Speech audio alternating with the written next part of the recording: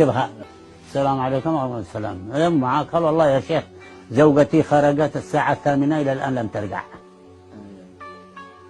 الآن الساعة قال له كم؟ لأنه عندي ظلام. قال لي 12. قال له لعل معها خرجت إليه.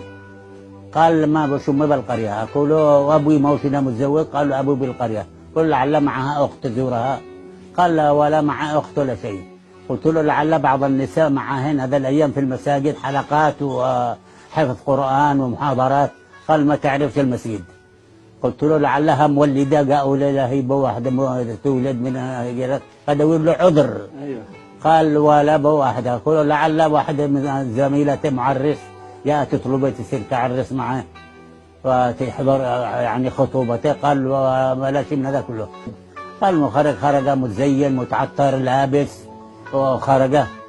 يعني انا احرجت بالموقف، يعني مو اقول له اكذب عليه ولا حتى قال له طلق.